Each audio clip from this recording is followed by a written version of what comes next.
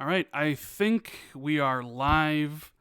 So, what is going on, everybody? It's Randall Thor 19, the man with the million, back again with the newest episode of the Xbox 2 podcast. Let me know if all the audio levels are right. I haven't changed anything from last week, so hopefully everything is great. Let us know in the comments below. And we have Jez Corden here, as always, my co-host. Couldn't do the show without Jez. How you doing, Jez? How's your week been? 3 weeks in a row now.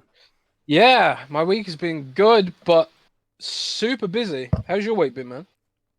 My week has been pretty chill, for the most part. Pretty chill. Yeah, as the phone rings. Of course, the phone rings as soon as I start the podcast. Why does it do this every single time?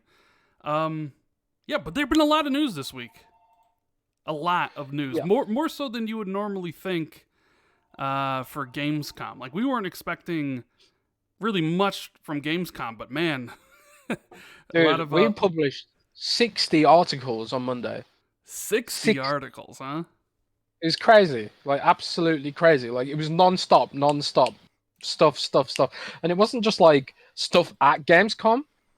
There was a lot of announcements from devs who weren't even at Gamescom. Like, Blizzard announced a bunch of little things, and, you know, and they weren't at Gamescom at all. So it was just been crazy. I think all the devs just chose this week to drop their stuff before Q3, because in September, oh boy, there's a lot of games coming out in a short space of time. Yeah, there sure is, man. Like, I've been kind of just chilling.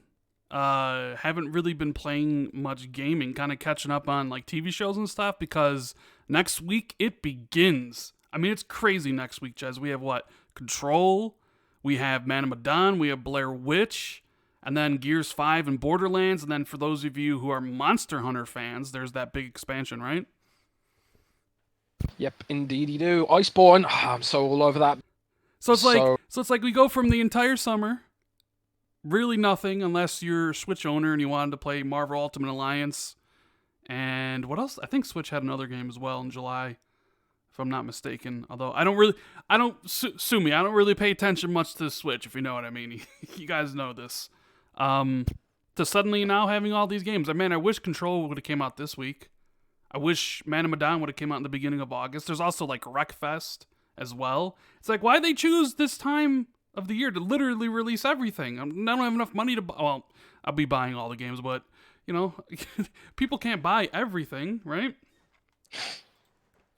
Yep, I mean, that's the real kicker. Like, when you think about all these service-type games and all these companies pushing to have, like, persistent games that never die, like, how do they expect me to fit all this in?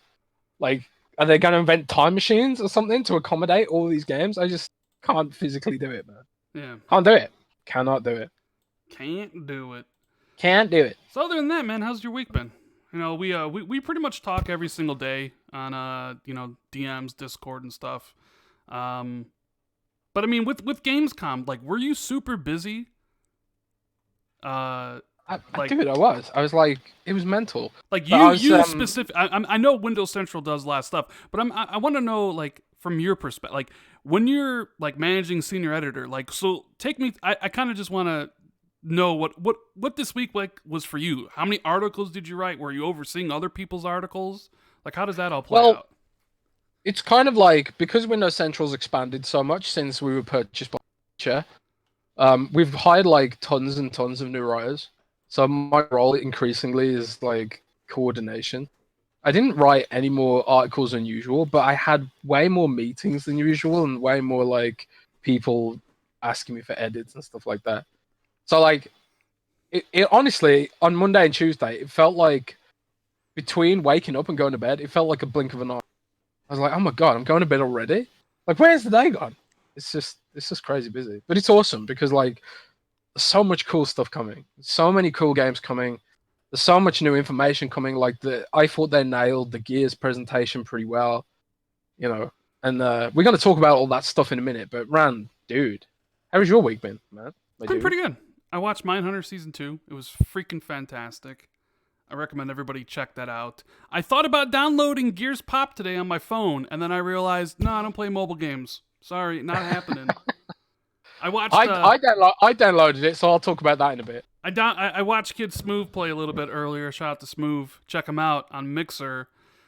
He seemed to be having a lot of fun, and it definitely seemed to be, I don't know, like a Clash of Clans or Clash Royale, whatever they want to. Like, I was just watching Smooth, and I'm like, yeah, this game's not for me. But I'm sure, there'll be plenty of people that do like it. But it's available right now. So, so before we get into the games we played, I'll just mention some of the topics we have to discuss. Spider-Man leaving the MCU, that seems to be the big one. I know that's a movie topic, but I had to really talk about it because it's kind of the big thing. Sony buying Insomniac, Xbox exclusives staying on Xbox, all the information from Gamescom, Gears 5 stuff, whole bunch of stuff. So, hope you guys enjoy this show. Hit the like button if you're going to be here for the long haul. Share this out, whether it's on Facebook or Twitter. I'd really appreciate that. And we'll get started with the segment that people don't like, Jez. You know this? I always get messages about the podcast, whether it's in the comments or whether it's on Xbox Live. People will send me messages, and they always listen, skip the games played segment. Nobody cares about games. Get to the topics. And I'm like, are you serious? Serious? I don't understand. To me, it's the most important thing. It's funny, the biggest the articles that get the most hits are the drama articles, really. Less about the games. It's more about the drama. Why do you think that is? Why do you think people don't give a shit about the games? They only want to hear about the other stuff. I think in people's defense, I think nowadays people can just watch a stream and make up their own minds about it. True. So when it comes to drama and stuff like that, I want to hear that people share their opinion. Maybe, I don't know. Well, it's like Salty in the chat just said, "Do what you want," and it is our show, and we will do what we want. And I always thought this was, when I listen to people talk about video games and the industry, I want to know if they actually play video games. So when I tune into a podcast and there's no talk about how good a game is or how bad a game is or the mechanics of the game, it sounds a little spooky, if you know what I mean. Spooky? A little spooky. A little spooky. But anyways, tell me about Gears Pops. You said you played it. I haven't, and I won't. Why not? Because I'm not. I watched Smooth played it. He says it's addictive. That's great. I'm not knocking anybody for playing it. It's not for me. I watched it. I'm not a mobile gamer. I don't understand though. It's why won't you even try it? You can't just say my identity is that I don't play mobile games. It's free. You can try it. I know from watching it. You just said people can watch streams and know if the game's, for them or not, right? So, fair enough. Sure, you're right. It's free to play. I could probably download it for myself and play it. But I kind of don't want it on my gamer card, and I kind of don't want to unlock an achievement in it. Why? Because it'll stain it, Jazz. It'll stain it. Dude, you played Barbie games for achievements. Don't give me that. Fine. Don't give me that. Don't give me that. I need my achievements to be pure. All right, fine. You got me on that one, Jez. You got me. All right, fine. You know what? I'll check out the game later. I'll see what it's like. But it's like what Sadie says in chat. Rand knows what Rand likes. That's true. Everybody knows what they like. But I'll check it out. Maybe I should have downloaded it so I could talk about it in the podcast. But just for you, Jez, I'll check it out and I'll talk about it next week to see if how many games of it I played, or if I hated it and deleted it later. But what do you think about it? Well, I'm not a mobile gamer. No, I don't like mobile games much either. I'm sitting here bashing you for it, but I don't like playing games on touchscreens and stuff like that. And I tell you something, man. When I was thinking about shall I write about Gears Pop? Shall I do a little review or tell people what it is and stuff like that? Because there's not much point writing about a free-to-play game because people can play it themselves. But there is one thing I probably want to write about. It's a hellscape of microtransactions. I actually that was the phrase that popped into my head straight away. A hellscape of microtransactions. Well, it's Like a there free to are, play mobile game. Of course, there's of microtransactions. course, but like there's sometimes there's a way to go about it. Like Fallout Shelter, I never felt Fallout Shelters. I don't know what they're like nowadays, but when Fallout Shelter launched, I never felt the microtransactions in that were awful and annoying and unfair. Like you could play Fallout Shelter constantly and never really run out of things to do without spending any money. Like spending money felt more like a bonus kind of thing.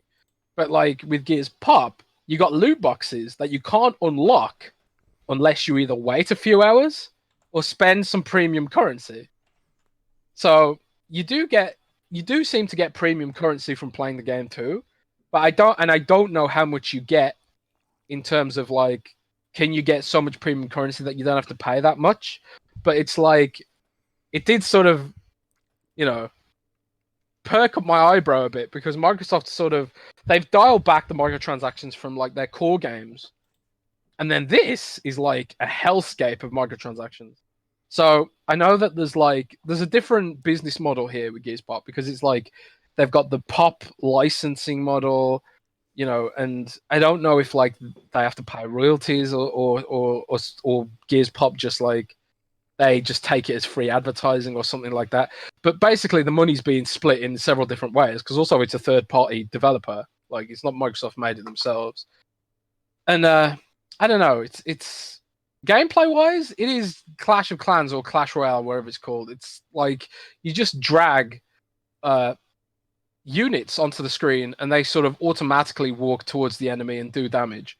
And you have to like choose the right units for the right situation, and you can level the units up and stuff like that. If another player's got better units than you, they'll just destroy you. So like it's kind of like pay to win in that context. Like someone could just there is matchmaking though, so it should try and matchmake you with to make a fair match. But I've had a couple of matches already where people have just been like, "Oh, by the way, level 10 mobs versus your level 1 mobs." And it's like, So, "Oh, well, that's not fair." so is there a way to play against like a bot, or is it always just with another Ah. actual person?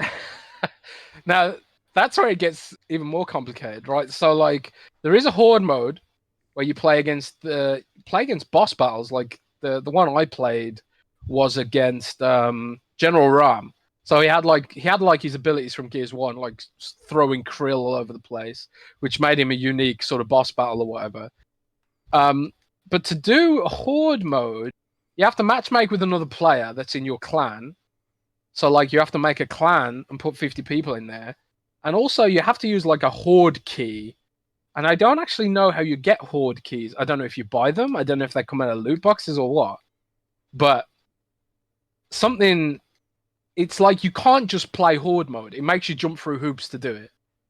And the horde mode is actually like fairly fun. Like it's difficult and tough and stuff like that, but it wasn't bad. And when I was playing it, I was having fun, you know. I was thinking, yeah, this could be a fun time waster and stuff like that, but I'll have to play it more to find out to the extent that the microtransactions screwed the game. But you know, first and foremost, it's not bad. It's a lot better than I thought it was going to be. Put it that way. Well, that's It's free, high praise. free. It's not bad. It's better than I thought it was gonna be. Okay, fair Yeah, well, enough. it's a mobile game, you know. Let You me just ask you like this question though: how long do you see yourself actually? Is it just going to be one of those time wasters where like, you're in between doing something, so you bust it out and you play a couple matches? Like, how long realistically do you actually see yourself playing Gears Pop for? I honestly don't know. I mean, I'm like one of the issues I have with mobile games is that they require an internet connection, right? And the only time where I would usually want to play a mobile game is probably on a flight or on a train or something where you don't have a very good connection, if at all. So I'd rather probably just take my DS for those situations. So I don't think I'll probably be that much. But you know, for those people who do like, if you have a frequent commute in a city on a bus or something, or on like the London Underground or something, I can see this being like way more fun. And the matches can be played in like 2 to 3 minutes. So it's not like it's a huge time commitment. But you know, like you said, I'm just not that much of a mobile game, I guess. So I'll have to wait and see. I'll report back in a few weeks and see if I've gotten bored of it or not. I mean, But I will did you say, play like? on the topic of mobile, Okay, sorry, go ahead. Go ahead. Well, I will say on the topic of mobile games that Forza Street has 350 reviews on the Windows Store, which is a lot, and it's 4.5 out of 5. So people who enjoy mobile games seem to enjoy that one. I don't know. And so, Gears Pop is available on iOS, it's on Android, and it's on Windows 10. The Windows 10 store. I think it's coming to Windows 10. It's not. I could have. It doesn't. Oh no, it's there now. It's there now. Yeah. It is there now. So, can I ask you a question, Jez? Sure. Why not the Xbox console? I don't know. That is a good question. Like, you know what? I'm going to download it on Windows 10 and see like what the deal is. Because if it's just a UWP game, you would think that you could just get it on Windows 10. Like, I don't even know how you play it. Do you need a mouse and keyboard or something? Like, I'm guessing like, I don't know. I'll download it and see. It's a good thing the Xbox console supports keyboard and mouse, doesn't it? Yeah, it is. For the like 3 games that use it. Yeah, I know, right? I just sometimes I find it interesting the whole message, that they've been preaching for a couple years now of, hey, play the games that you want on the devices you want with the people you want, etc., etc., etc. It's not true. It's not true at all. You want to play Age of Empires? Only one device is going to be able to play it. You want to play Gears Pop on the console? Sorry. So, am I wrong for saying that? Almost like it's a broken promise to begin with because it's not true in every situation? I am playing devil's advocate here for those who actually think I'm being serious because I don't want to play Gears Pop on the console. But if your marketing message is play it anywhere on any device you want, but you can't. I mean, it's hard to argue that point, Rand. Against that point, rather. Who do I need to talk to at Xbox to fix this, Jez? To be like, you need to get your messaging like shored up here, because I want to play Gears Pop on my console with my controller. Nobody wants that. Microsoft just sucks at messaging. We talk about this fairly often. They're just not good at messaging, man. They need to hire you. You'd be better at it. I think they should hire me. Here we go, Microsoft. I'll fix your messaging. And I'll revive Windows Phone. Thank you. So have you been playing anything else? I know, so Gears Pop. I know that I saw you streaming today. You were playing Monster Hunter. Yeah, I've just been playing Monster Hunter, really, preparing for Iceborne, grinding and stuff like that. I've been too busy to play any other games, but there's a load of games that I do want to play. Like Slay the Spire looks really good. What else? Remnant from the Ashes looks interesting. Like, I like the aesthetic. I don't know if I like the gameplay, but I like the aesthetic at least. But nah, not a huge amount of stuff. I'm sure there's something that'll pop into my head later that I wanted to talk about, bro. What have you been playing, man? Let's hear it. Nothing. Absolutely nothing. Oh? Why not? I just haven't really felt... I kind of been waiting for the new games to come out. You know what I mean? I've been waiting for Control and all these games coming out, and I've kind of just started catching up on some TV shows I missed. So, yeah. You mentioned... Yeah. So I haven't really... I haven't played anything, which is great. So I don't have to talk about it. It kind of feels like the calm before the storm, right?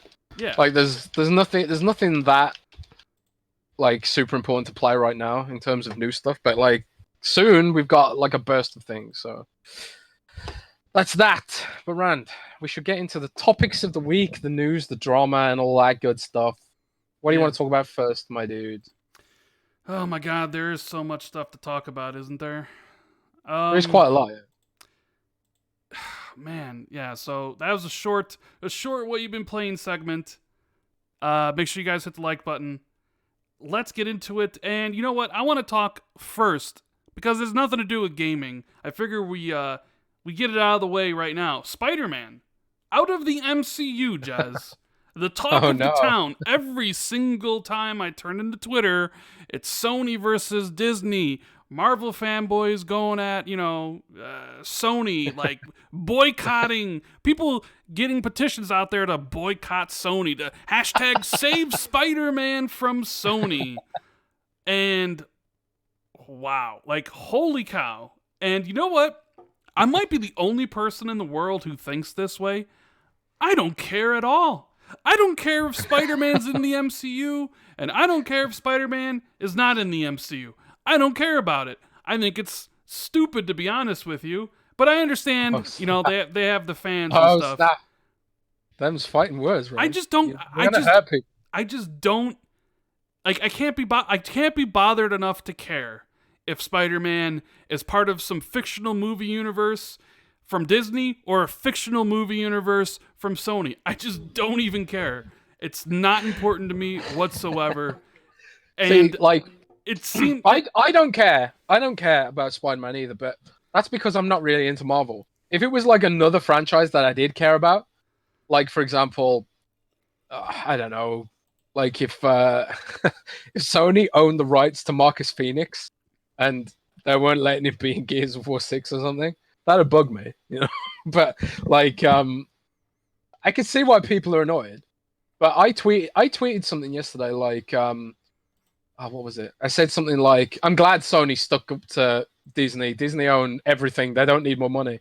I had like complete strangers who were just searching for Spider-Man or Disney or something, come into my mentions, telling me why I'm wrong and why I'm evil, stuff like that. Like people really care about this stuff. Yeah. I don't know. What do people in chat think? I want to know. I want to know what people in chat think. Yeah.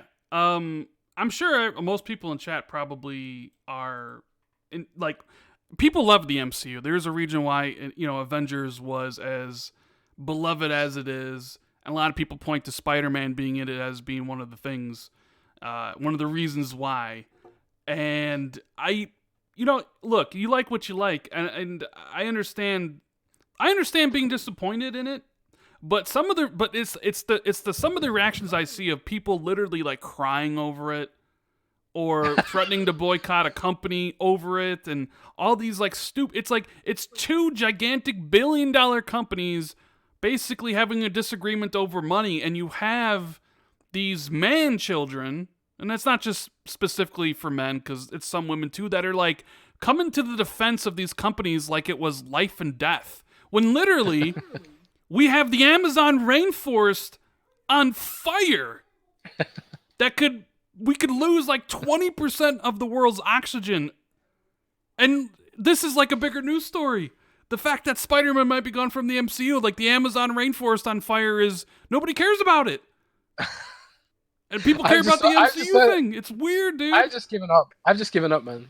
I've given up being worried about anything. The only thing that worries me right now is, will I get to play Cyberpunk before the apocalypse? That's all that worries me right now. Yes, it worries.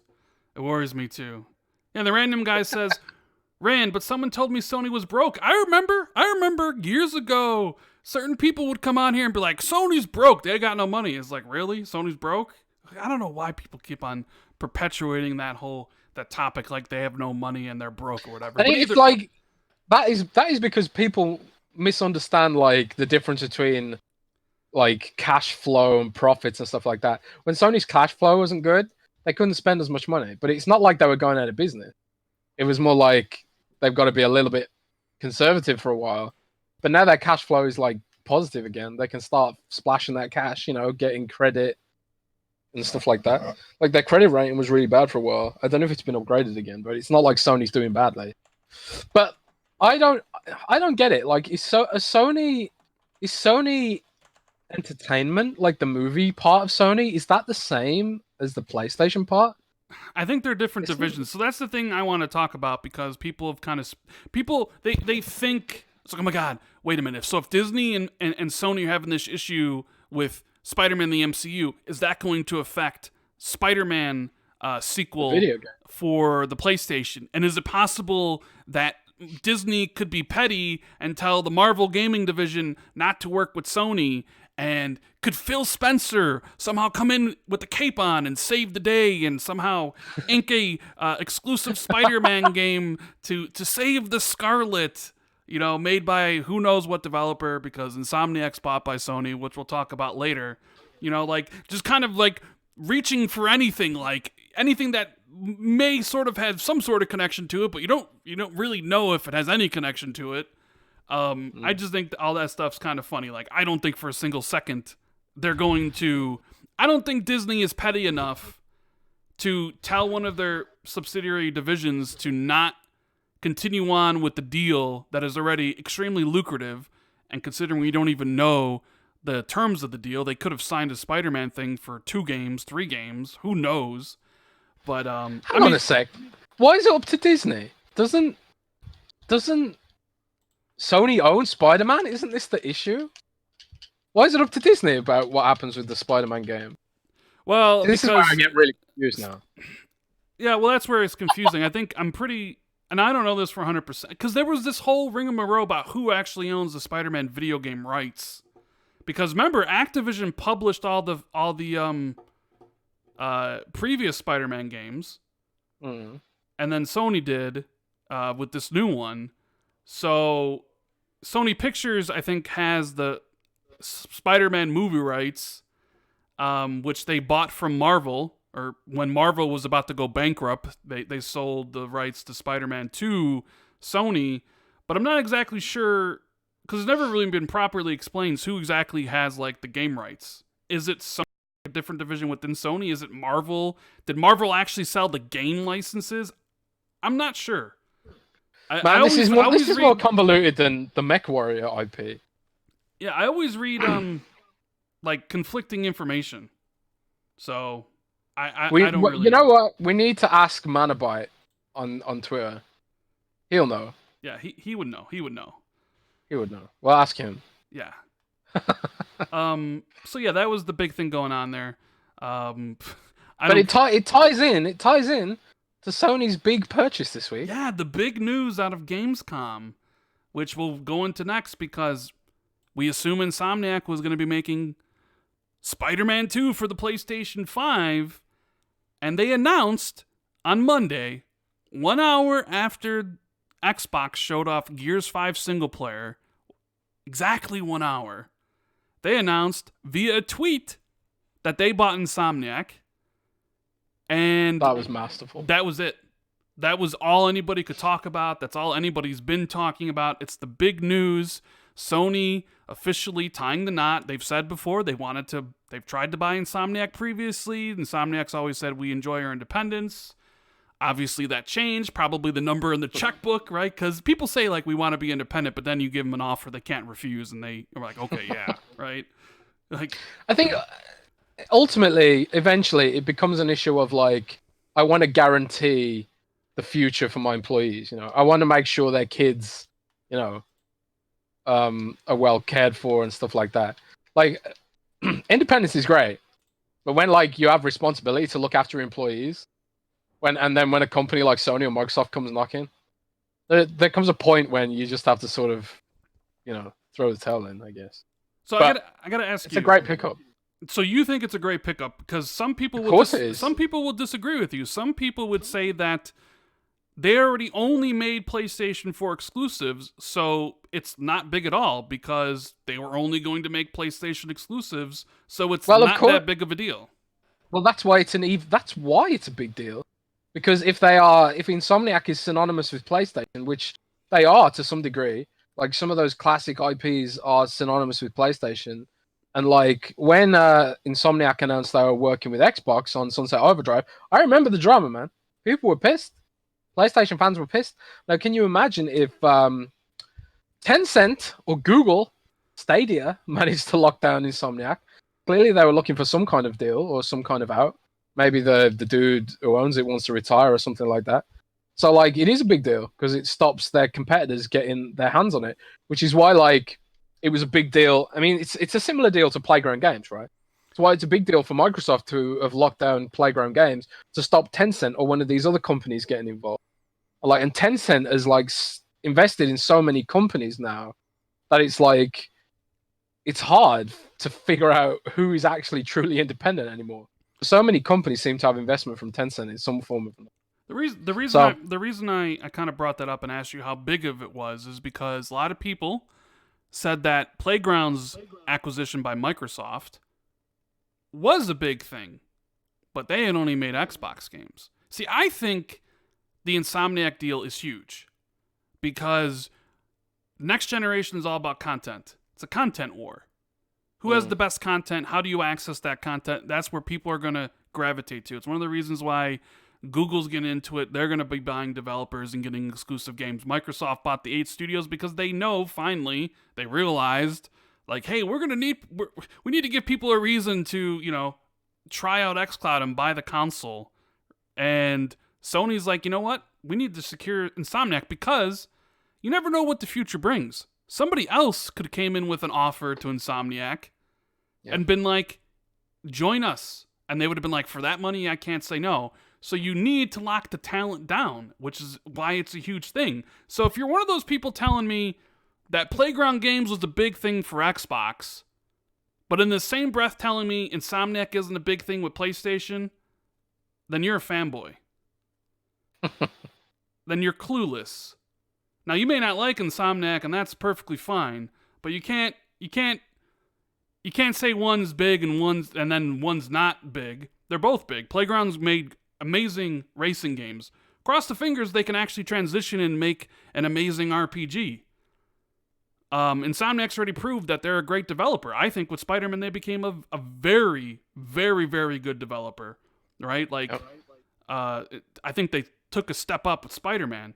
So, yeah, Sony had to make this deal. And it probably cost them a ton of money to do so. Well, that's the other aspect of it. It's the message that Sony's sending. It's like we're not gonna take this line down. We're not gonna be like Microsoft buying all these studios. We want to show that we are prepared to do the same thing. We want to buy studios too. We want to lock them down for the future. For our future content war between the cloud platforms, if that ever takes off. Could just be a big flash in the pan and nothing could happen. But locking the exclusive content down is going to be king, because look at Netflix and Disney Plus and Hulu and all that stuff now, all fighting over exclusive content like no man's business. Like Netflix and Disney have gone to war over the stuff like what's it called now?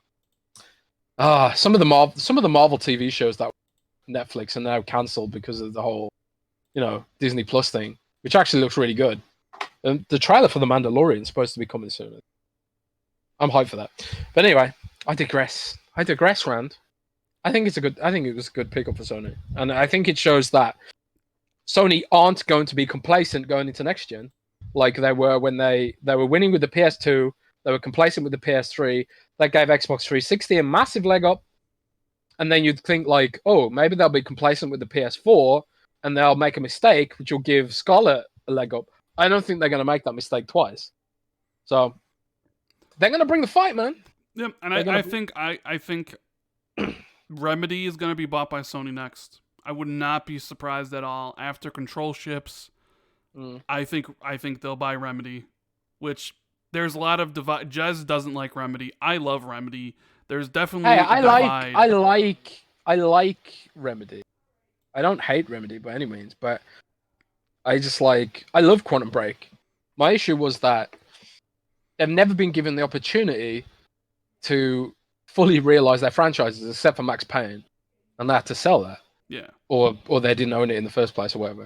But I agree. I think Remedy will end up with Sony because it seems to be the kind of game that Sony wants to be the masters at, like the niche single player huge cinematic campaigns, which Microsoft for some reason just can't seem to lock down. I don't know. And this is like Microsoft can't sit back and be complacent, like you said. Like they need to go out and make some studio purchases again soon, because Sony's on the prowl.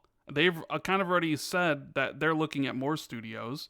Like we mentioned, Google's going to eventually be looking to buy stuff. Epic, they bought the Rocket League developer. Who knows if Nintendo, it's all about content. And these big companies got a lot of money to spend, and there's not a lot of independent, developers out there. So You know, you There's got also like Ready at there's a Dawn, lot you of got Bungie, right? I mean, you can't let somebody like if you see that, you know, if you see like an yeah, opportunity, I said spend the that. money. Like who doesn't Bungie have investment from Tencent right now? No, they have investment from Nesties, I believe. NetEase. Yeah, yeah, yeah. Okay. But See, like, it's all these companies are getting bought up. Like, Microsoft can't afford to sit back, you know. yeah, And I know Microsoft want to they want to buy studios that fit within their corporate culture and studios that they can nurture and build up and stuff like that. And they've bought some like great studios on that basis, but you know. So I'm honestly I'm waiting for the first coup from Google. Like if Google is really serious about this whole gaming thing, or if they're just playing around like they were with Google Plus and then give up. If they are super serial, I'm like intrigued to find out who they buy. You yeah. know, Do you think they would need to make a big splash? They got a ton of money. They need exclusive content for Stadia if people are going to pick it up. So Yep. it's definitely interesting. So yeah. So that's the Insomniac stuff. Spider-Man stuff, which is always so interesting. I can't wait to hear more and more and see more and more about it on Twitter. I'm gonna blow my brains out. Gamescom. Did you see Venom? Did you see I Venom? did Venom. Venom is basically a turd on film. It was. I've heard good things about it. Some people Nah. like it. Yeah, No? I mean, obviously, people. I mean, enough people saw it. It made almost $900 million. It was a bad movie. Like I watched Brightburn last night. Was Tom Hardy good at least? Tom Hardy. Yeah, I mean he's good. He's the only thing that good about the movie. The rest of the movie's Okay. terrible. But I watched that like evil Superman movie last night, Brightburn, and that was awful as well. But moving on, Gamescom. Microsoft had an Inside Xbox, which wasn't bad. It wasn't like how like when they were doing these Inside Xboxes every single month, they were pretty bad. This one wasn't that bad. I mean, they showed off a new trailer, Blair Witch, which looks pretty great. They had the Bungie people out there on stage, which was kind of surreal considering they've been, you know, marketing with PlayStation for a while now. They had a bunch of Game Pass announcements, like Devil May Cry 5 joining Game Pass. You can get that now, like Kingdom Come Deliverance. Dead Cells coming in September. But of course, like, the big talk is Gears 5. Yes, finally. We got like a better look at like the story beats and stuff like that. I still would have liked to have seen more actual gameplay features or whatever, but I thought it was a really good trailer. Like I was complaining on Twitter, moaning there'd be their marketing, like this horrible pop music and stuff, and then they bust out like 9 Inch Nails remix, and I was like, yeah, this is more like it. Yeah, I thought that was a really cool trailer. Did you like it? Yeah, I actually really like that trailer. I mean, I can't wait to play the game when it comes out on the 6th. I'm super pumped to play it. I did a video Isn't about it earlier than the 6th for the Ultimate Edition? Or am I going? Or is that the early access? That is the early access, yeah. Oh right. Okay. 6 is the early access. Roger. Roger that. Yeah, I thought everything they showed for Gears 5 was great. I thought like all the Horde information with the ultimates and the Halo Reach characters, like that was a cool touch. Like the Halo characters in Gears, Kate and Emil from Halo Reach. Yeah, and like they're DBs as well, so it kind of fits in a way. Yeah, so that I thought that was cool. They're robots. The new Horde mode seems pretty interesting, but of course the trailer, not that much gameplay. I think maybe there was a couple segments, maybe like 3. The part where she's on the skiff sailing around was definitely gameplay, but it was angled a little bit around. I don't know what you want to call that. Like, is that what it's called? A skiff? I don't know. What would you want to call that? A sailboat? Like, I don't know. I mean, I just call it. I was asking you. Skiff sounds fine.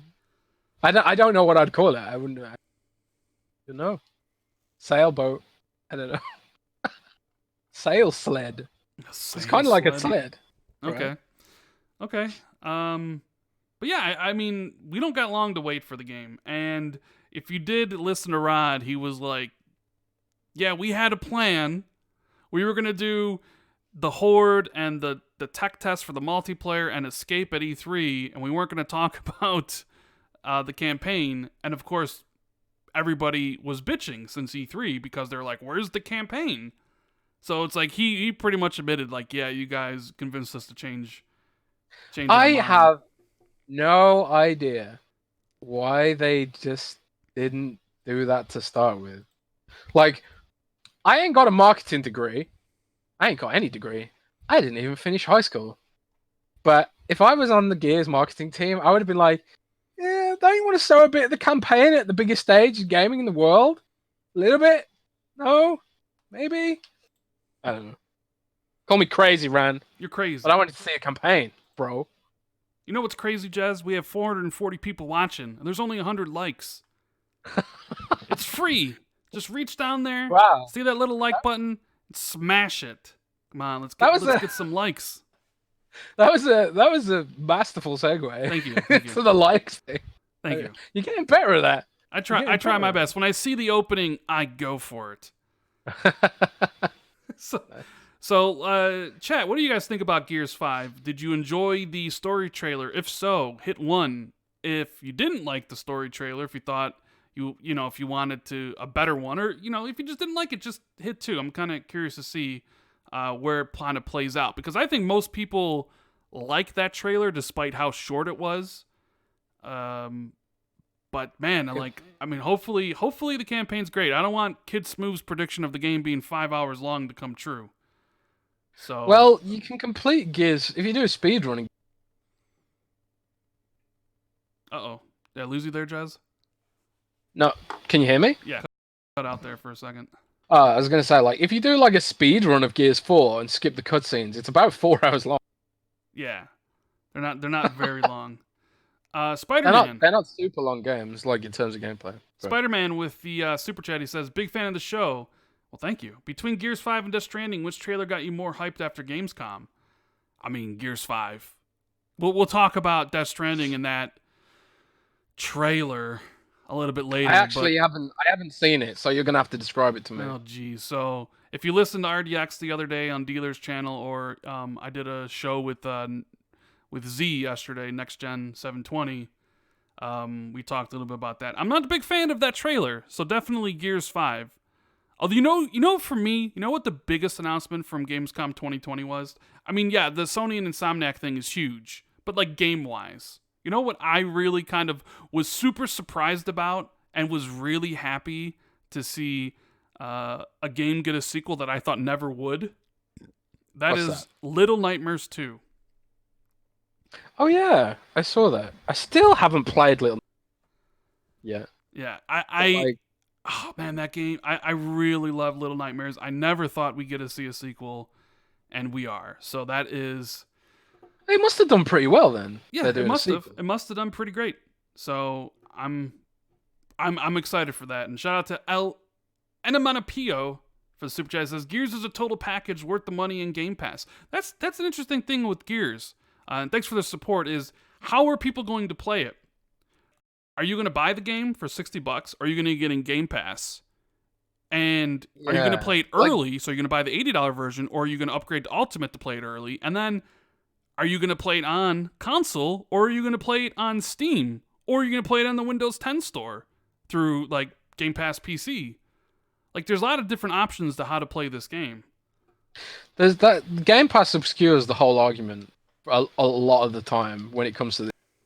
Like, because you can't think of the game in the traditional sort of the value proposition. And Gears is also unique in the sense that it's got like a crap load of other features to it. Like the escape mode, which I played and it was really fun. Then Horde mode, which looks great with piloting Jack and stuff like that. There's a lot to that game. Like even if the campaign is like short or brief, it's a game that, like, if you enjoy the multiplayer stuff, could last you for a really long time. Like, I ain't even a fan of Gears versus mode, but I know I'm going to play it quite a lot of Horde and Escape, probably. Because it's going to be a great game to play on stream and stuff like that. So, I don't know. Yeah, and one of the other things that came out of Gamescom was XO19 in London, happening November 14th through the 16th. Will you be there, Jez? That's kind of in your neck of the woods a little bit. I don't know. It depends if England succumbed to the Brexit apocalypse or not. Uh, like that whole thing, like because of my immigration status, it's obscured. So I don't know if I'm gonna go or not. But I would like to go. I mean, Windows Central will be there. We got like several writers who live in. So I think it's an interesting choice for London, I guess, but also not because so many Microsoft studios are based in London.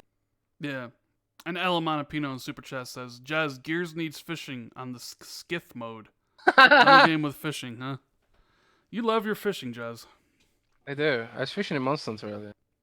Fishing's So, important. You know? Greenberg really was kind of hyping up XO19. He said it's going to be the biggest inside Xbox of the year, which, how do you quantify how big an inside Xbox is?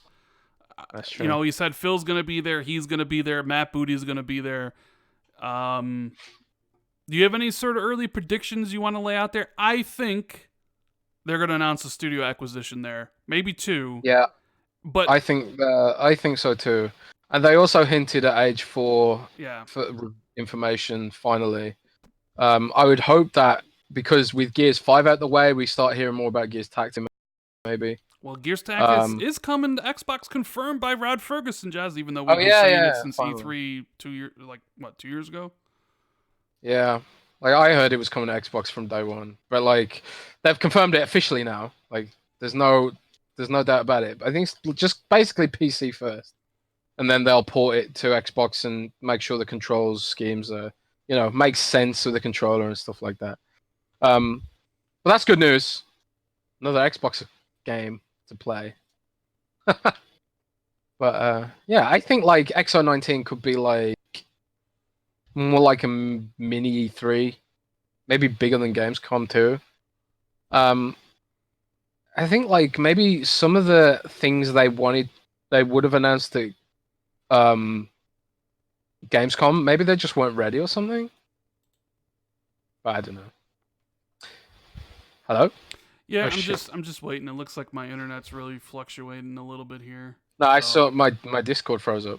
I don't know. Yeah. I think why did Google do that? Google got rid of Hangouts and made everything harder than with Discord. We might have to switch to Skype, man. Hello? Yeah, I think we got dropped from YouTube. Oh, really? Yeah. Oh, God. Great. I think we did. Although I'm not sure. Not sure. Well, it said OBS disconnected, so I'm not really sure. Oh, if OBS says disconnected, then. Well, let's ask the people in chat. Are we back?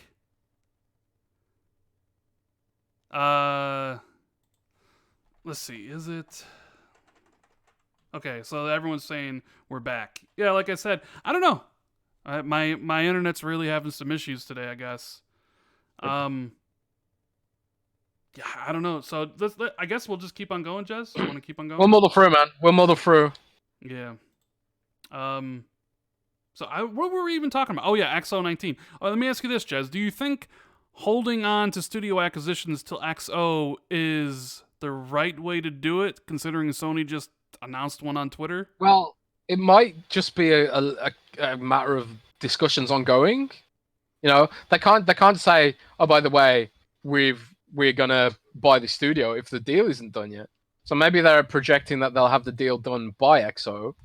But yeah, I do think they're gonna announce studio acquisitions because I think I said either last week or the week before that I've been sort of stalking people from the acquisitions team, and they've been traveling around the world and stuff like that. You don't travel around the world if you ain't doing nothing. So I think there will be acquisitions, personally. But who, Rand? Who could it be? Needs to be something big, but I'm not getting hyped for XO19. I got hyped for XO18, and that was a disappointment to me. So I'm gonna keep my height level low for this one. But another thing that was kind of shocking about Gamescom was PUBG crossplay with Xbox and PS4. I thought that was pretty interesting. I didn't think that was something that was going to happen. And I'm not surprised it happened, but it's also kind of like surely it was inevitable since they announced for Fortnite. I mean, PUBG was the OG, battle royale. It'd be weird if Fortnite had crossplay but not PUBG, right? Yeah. I don't know. IDK. What else? I just kind of wonder how soon the industry standard will, like, how soon crossplay between the consoles will be an industry standard. Like, you have PUBG, which I didn't really think would ever get it. Call of Duty has it day one. Fortnite has it. Rocket League. You have Bungie talking about it for Destiny, how it's going to be something they want to implement. Do you think next gen, like midway through next gen, it'll just be a feature that is just standard on everything? It's like if you have multiplayer, it'll just be crossplay. I think it'll be a while before it's standard because there are engineering things you have to do to make it happen. It's not just like, I know some companies say, oh, it's just like flipping a switch. For some, yeah, but like I think some games are like set up in such a way that it becomes a little bit more complicated than that. So I think like the industry is clearly working towards it, but whether or not it's standard for next gen, I don't know. I think we'll definitely start seeing more of it though. Like Dauntless has it, right? Yes, Dauntless launched with it. Yep. And that's like, I wouldn't have expected a game like that to launch with it. So there's definitely the walls are definitely coming down, but not for Minecraft because that requires Xbox Live. Talk really quickly about Minecraft and bees, Jazz. Bees! Minecraft's getting bees. How cool is that? I was like weirdly excited for bees, especially considering like there's been news this week that all the bees are dying. So maybe this will raise some bee awareness or something. But like, yeah, bees are coming to Minecraft and they look super cute. Do you like bees, Rand? No, I got stung by a bee like 3 times. It hurts like hell. I don't like bees at all. At all.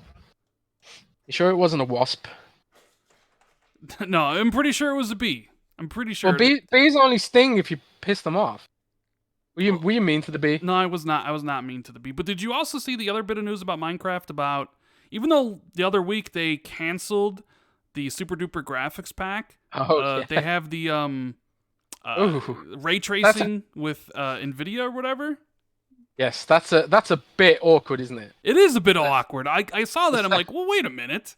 What's going on here? The same week, they disappoint Xbox fans with the super duper thing, which we've been waiting to find out news for 2 years. They're like, oh, by the way, PC Master Race once again. But that was interesting. But you can bet that Scarlett will probably benefit from this. I doubt they'd be setting up this kind of partnership. And also, it's important to note that it uses Microsoft's ray tracing engine as well. So, which no doubt be baked into Scarlett. So,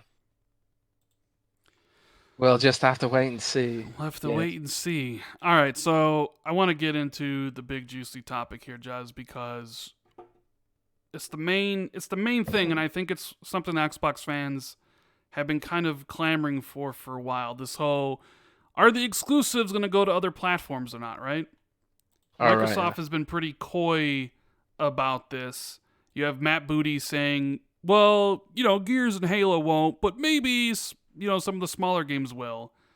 And, they announced Ori and the Blind Forest for the Switch at Gamescom. Amazing game. Switch players, you absolutely need to play that game. Because I said this on Dealer's show on Tuesday, and I said this on Next Gen's show yesterday. I'm going to say it again, because I absolutely mean it. And I have this bit recorded for a video that I'll be putting out somewhat soon. Ori and the Blind Forest is the best Xbox game this whole gen. And... You mean exclusive? Or no, yeah, of course. I mean exclusive. Ori and the Blind Forest is the best Xbox exclusive that Microsoft has put out this entire generation. And so nobody really kind of takes issue with that. And this kind of gets with people respecting other people's opinions. I always respect other people's opinions. They don't like a game that I like, whatever. They like a game I don't like. I don't really go after it, right? Mm-hmm. So, Ori not only is the best game that Microsoft has made for Xbox this gen, but it's also better than all the PlayStation exclusives, except for God of War. Whoa. Except for God of War. And that is spicy. And people will say Cuphead. Well, first, Microsoft didn't make that game. I'm talking about, like, they published it. Cuphead is an indie game, self-published. Microsoft just did the marketing for it, so Cuphead's not really fit into that. So, but when I say that, people lose their minds, Jez. Like, what do you mean? How could Ori be better than Uncharted 4 and Horizon Zero Dawn and all those other games? And you already see it. Look at the chat. Look at it. You have DIL Mighty Spartan Guy saying, "Oh hell nah, Rand," right? And that's the thing. You have people like already pissed off because nobody respects people's actual opinions anymore, right? So it's my opinion that Ori is better than. I don't respect your opinion that all those games except for God of War. And here comes everybody storming in telling me I'm wrong. It's like, how can I be wrong? How can I be wrong?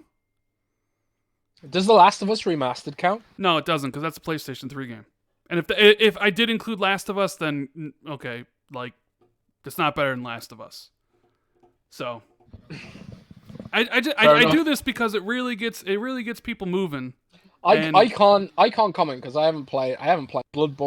I haven't even played God of War yet. I've got them all installed, but that backlog, man.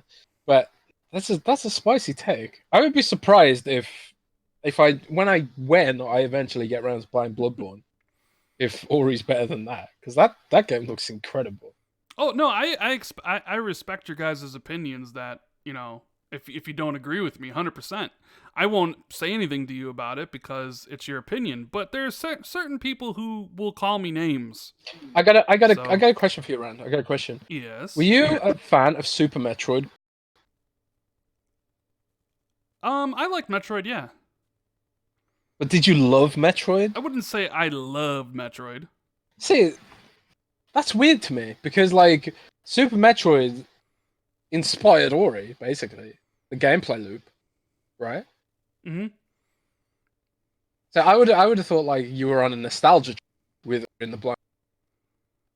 I would have thought like Rand just loves Ori because he's on a Super Metroid nostalgia. But no. Luke is telling me to be mean. I'm not that type of person. And see what I'm talking about. Opinions can be wrong. In my opinion, the Earth is flat, etc., etc. The Earth has been proven not to be flat. There's the difference. See, gaming is a very subjective thing, what you like and what you don't like. So when people, like, when I said Red Dead Redemption 2 was better than God of War for last year, people were like, how's that possible? God of War is the greatest game of the generation, even though I liked it, almost as much. People always took it. My whole point in saying that is people don't respect other people's opinions about stuff, especially for something so subjective as how good a game is and if you enjoy that game. You know what I mean? So it's just funny reading chat saying that when you guys should already know how much I love Ori. I've been saying it like for 3 years now. So I just wanted to say that, but we're going to get back to Spicy. the... Yeah. So if you agree... Hang on. Before we... Do you think Moon Studios could be one of the studios Microsoft acquired? Absolutely not. No. Why? Thomas has been... I think he's been very vocal about staying independent, and they have another game in production, and I think they probably want to try that out before considering getting bought out. So, no, I don't think for a single second Moon would be one of those studios. Fair enough. That'd be a good one to lock down, though. But anyways, I want to talk about the Xbox exclusives. Xbox exclusives. Let's do it then. Going anywhere. Well, supposedly not going anywhere anymore, right? They said they have no plans, absolutely no plans after Ori and the Blind Forest going to the Switch for any of their studios to make games for any of those other consoles. Like the games they're making going forward will only be on the Xbox platform, which is of course the Xbox One console, the Xbox Scarlet console coming next year, and PC, whether on Steam or through the Windows 10 store. Now, this is kind of a definitive answer, even though they left a little bit of wiggle room, but it's definitely more of a definitive answer than Matt Booty gave when he interviewed at Game Informer, where he kind of left the door open and you had websites like IGN and GameSpot running with it and asking questions like, what Xbox game would you like to see on PlayStation, right? And I think like the idea, if you're putting all your games on a competing console, I think that devalues your own console and your own ecosystem. Because what's the point of investing in the Xbox ecosystem when you can get literally all the Xbox games somewhere else? So they come out and they say, we have no plans, which of course, quote unquote, I mean, plans change. Let's just say that out there. I believe what they're saying, but I also believe that plans change, right? So I'm sitting there thinking to myself, okay, that's good. You came out and said this, so if you do change your mind 3 years from now, we can call you on it. Because he said, hey, you remember this? Remember when you said games you had no plans? What happened here? And of course, they'll say they changed their mind. But more than that, I also want to talk about the Switch for a second, because Ori's getting achievements, Jez. Ori's going to have Xbox Live functionality, right? Yep. So did Microsoft go to the trouble of making sure Xbox Live works on the Switch to only support 3 games? Minecraft, Cuphead, and Ori and the Blind Forest? Did they really go through the trouble of getting up there, working, improved for that to be it? Did they really go through the trouble of just putting it for 3 games, Jez? I don't. I think like you'll see ID Xbox games appear on Switch, published by Microsoft with Xbox Live achievements in the future. But like they'll get around it by saying, "Oh, that was never exclusive anyway," or something like that. I don't know. I think like there's a potentiality, if that's even a word, I don't even know. But there's a potentiality that Microsoft might be like, I don't know, exploring the possibility of trying to persuade devs to use Xbox Live even if they're not publishing, because at least their games will have achievements then on stuff like that. Because right now Switch doesn't have any Chievos. If I'm 99% sure it doesn't have Chievos anyway. Right? Yeah. So this gives those games a sort of engagement platform that they otherwise wouldn't have. I'm not saying that devs would go for it, because let's be honest, Microsoft can't even get developers to make games for the Windows Store, which is installed on the every single PC in the world, and they can't even get devs to make stuff for that. So I think like that probably far-fetched thinking about it. But I agree that they didn't put the work in to get that working on PlayStation Switch for just 3 games. It doesn't make any sense. I think they'll probably just like maybe leave it open for developers to use if they want to, kind of like Android. But like there's barely any games. I don't think there's any games, maybe like 2, that use Xbox Live on Android that aren't published by Microsoft. Devs just don't want to bother with it. I don't know. I don't know, Rand. But I honestly think that I don't think this is the end of games from Xbox going to Switch. At least Switch. And I think like when Matt Booty said we're open to putting games on other platforms, I think he meant it.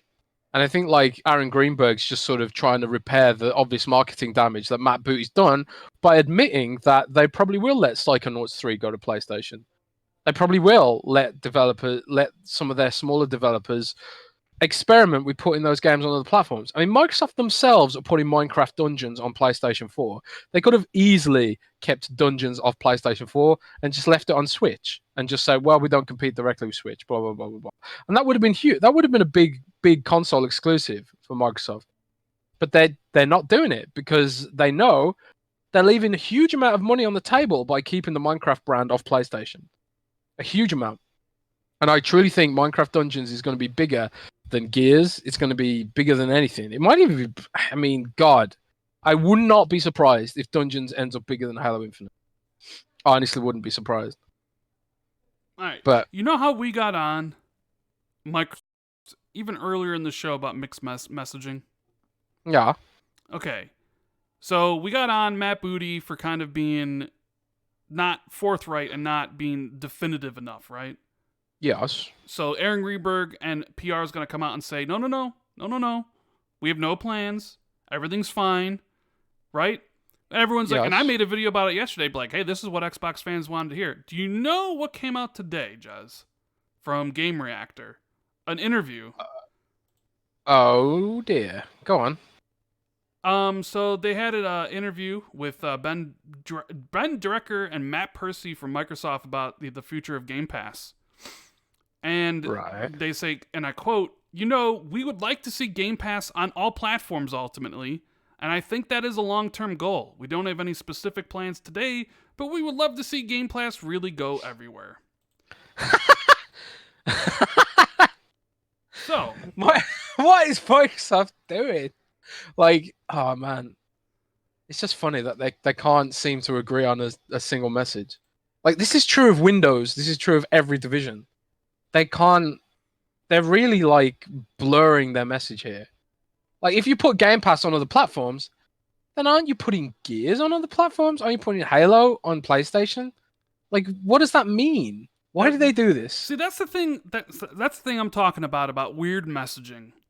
So it's like yesterday you have a great interview from Aaron. You have the PR from Xbox saying no plans, which is great. So everybody takes that and is like, all right, cool, we're running with it, fine. Then you get thing today from the Game Pass people and they're like, yeah, ultimately we want to have it literally everywhere. But it's like, well, if you put Game Pass everywhere, that means Microsoft games are going to be everywhere, which then negates your statement about exclusives not going to other platforms. It really reminds me of the beginning of 2013 when they were trying to explain the DRM strategy. And literally every single executive that was interviewed had a different answer than the previous one. So nobody knew what the hell was going on. Honestly, I think Microsoft themselves don't even know. I think, like, they've probably thought about, like, how feasible is it really for us to put Game Pass on PlayStation? Like, will it have a separate pool of games? Is it something Sony would even allow? Like, why would Sony allow that when they have their own competing service in PlayStation now? I mean, like, they've... It would, yeah, because I was thinking about that. It's like Sony has their own subscription service. Sony sells the games that Microsoft would put into Game Pass anyways. It's like why would Sony want any of that on their platform? The answer would be they wouldn't. Nintendo, maybe Nintendo would. I don't really know. But this is the kind of stuff that I just don't get from Microsoft. Like, the conflicting messages really screws with people because you get one person saying one thing and then you get someone else saying something else, and then that trickles down to the fans, and then that perception becomes a reality, and soon enough you're going to have, well, they confirmed Halo for PlayStation when they never did. And I keep up with all the news, and I see this interview and I just shake my head. It's like, listen, like, I get Game Pass is important to the future of Xbox. Some people love it. Some people hate it because they feel Game Pass is going to be, like, it'll just bring subpar games. We'll see what people feel about Gears 5 if it comes out and is absolutely amazing, if they feel Game Pass, brings subpar games. But, like, I'm sorry, I see this and I just shake my head. Like, Microsoft doesn't get it. They still don't get it. You can't one day say exclusives are staying on Xbox and the next day being like, Game Pass, we want it everywhere. It's two conflicting statements. And I guess maybe they could say, well, we want Game Pass everywhere, but that doesn't mean Xbox exclusives are going to be in the Game Pass everywhere. Like, what else? I mean, what else could it be? I don't know. It's so weird. And I wanted to talk really positively about them coming out with with that interview, and this other one comes out and it's like, listen, you just contradicted yourself. Put it this way, man. It's like Xbox Game Pass for PC has a separate pool of games. So theoretically, Xbox Game Pass for PlayStation would have a separate pool of games. Maybe even God of War would be in there, I don't know why Sony would do that, but, like, let's just imagine, for the sake of argument, that it has a separate pool of games. And Microsoft basically says to developers, look, if you let us include your game in Xbox Game Pass Ultimate, which includes Game Pass for PS4, let's say, we'll give you a lump sum of money, or whatever. And Sony's like, okay, we'll take a cut of sales of PC Game Pass through our store, PS4 Game Pass for our store. Like how would it even work? I don't even know. The thing is, the Game Pass team, they know things that we don't. And I think like a lot of them are like, they're not trained very well on PR. So when they're thinking of saying things like, we're going to put Game Pass everywhere, I think what they really mean is, we want xCloud to be everywhere. Because xCloud is undoubtedly going to be tied to Game Pass. I think like I would be shocked if Game Pass isn't included in the xCloud subscription and vice versa, you know? So I think like they get muddled up. And I think like when they're put on a spot and they don't have a PR person there, the PR person's probably not even informed that well either. And they end up saying stuff like this. It's they need to get a handle on it, man, because they keep saying these weird things. But I think like I believe the first statement that like we're never going to see Halo on PlayStation. I don't think that happens. I don't think we see Ori on PlayStation. Not until like I don't know, the royalty deal expires or something like that. You know. I do get where you're coming from, but it's weird. But it is weird. You know what else is weird? Death Stranding, Jez. Death Stranding. Okay, tell me about this trailer then, because all I know about Death Stranding is that it has a urination aspect to it. So I'll start this whole thing off with saying I am pretty hyped for Death Stranding. I mean, maybe not so much anymore. It was out of like all the games coming out this fall, it was like the one I was looking forward to the most. I was like, yeah, that looks cool. It looks weird. It looks different than everything else. I'm going to play it day one. I mostly play all these games day one anyways, right? And then, you know, all these trailers come out and they're so cryptic and weird. You never really get a sense of what it is. And you say to yourself, oh man, is this a walking simulator where you're delivering packages? Not saying I have anything against walking simulators because I played a lot of good ones. And then, so this one, they had 3 trailers, Jez. They had 2 character trailers, like vignettes. With one character had like an invisible baby that was in another dimension that was tethered to her through her other dimensional umbilical cord.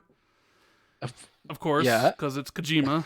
And the other one, I'm not even really sure because I wasn't paying too much attention to it. But they had a gameplay trailer, which...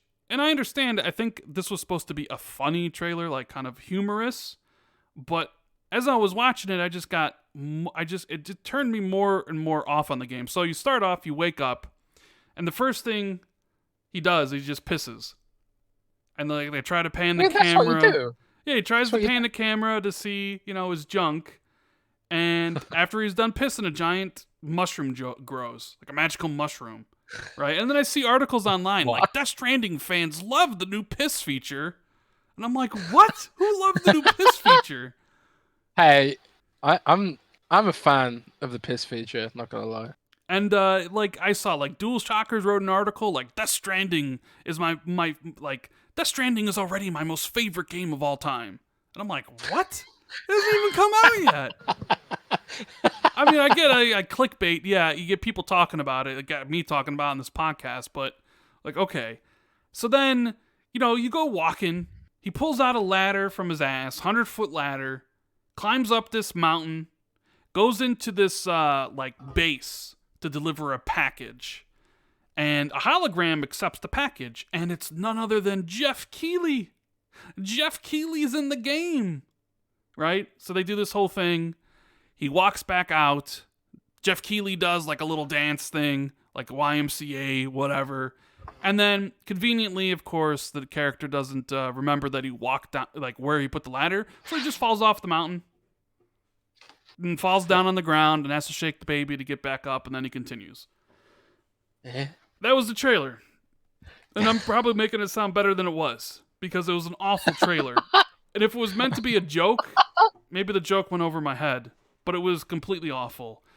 I'm so, like, listening to it sounds like some, like, acid trip or something. I, like, desperately want to see it now. And the thing is, nobody could get away with this.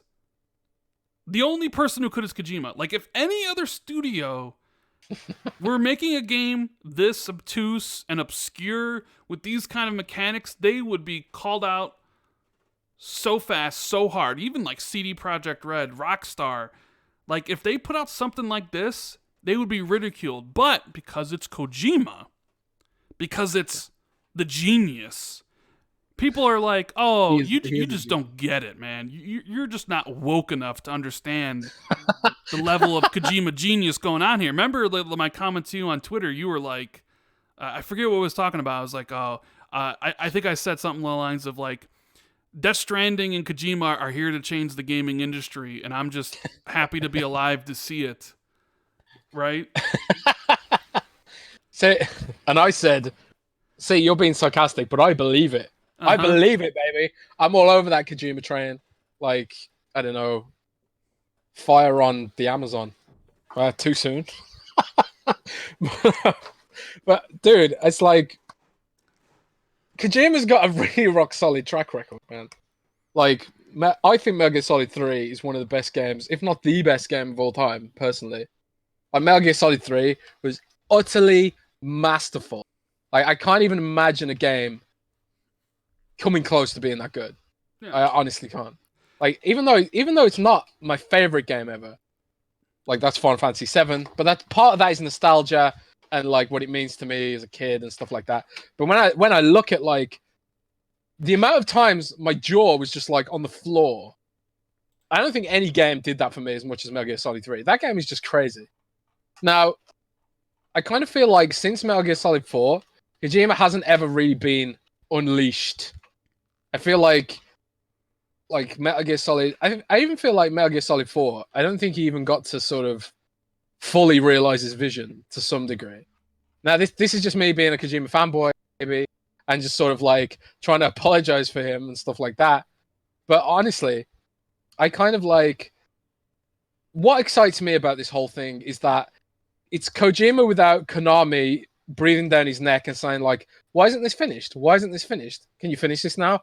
Why are you adding these stupid features? Why are you adding a feature where a horse takes a dump and then a car skids over it that people will probably only use once for a laugh and then never use again? Why are you adding this stuff?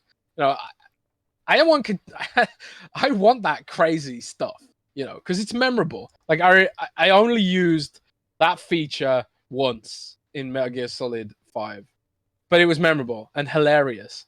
And, you I know that Death Stranding is going to be full of all this sort of weird, quirky stuff that no other game would dare bother putting in. So I'm so excited for it. And I love Kojima, and I do genuinely think he's a genius. And I don't care what anyone says. I don't care what you say. I respect your opinion, Jez. I respect your opinion. Remember the whole Ori thing? I was that's the whole point I was trying to make.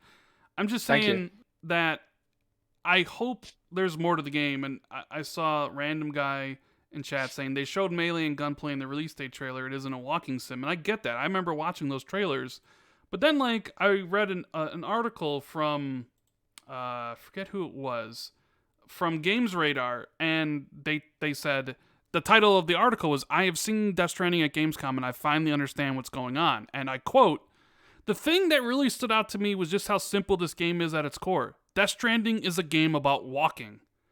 As Sam Porter Bridges, or you probably know him, Norman Reedus trapped in the Uncanny Valley, you are tasked with walking from the east coast of America to the west, reactivating various communication nodes along the way in an effort to spread a message of hope to a nation that has become fragmented and disconnected, taking the idea of unity to pockets of an isolated populace that trades in ambivalence rather than love. That is Death Stranding."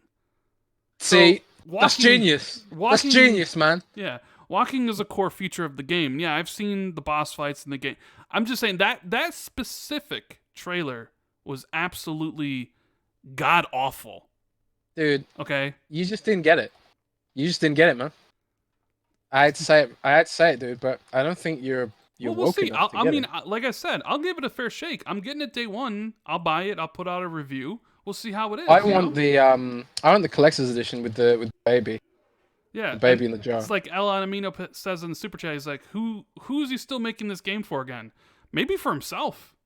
Maybe he wants to Dude. change how games are made. Like there is that sort. Like some of the responses I've seen from games industry people is that he's making something that's never been made before, a Strand game, whatever a Strand game is, right? So Strand. yeah, we'll see. Well, I believe in Kojima. I have no doubt that game is going to be amazing, and it's going to be mind blowing and just weird. You know, I'm fully on board with that. it's so weird. It's so weird. But you know what else is Weird's good. This isn't weird. This is concerning. The Game Okay. Informer layoffs, GameStop layoffs. Like, Is that? do Game Oh, Informer yeah, lost okay. like half of their staff?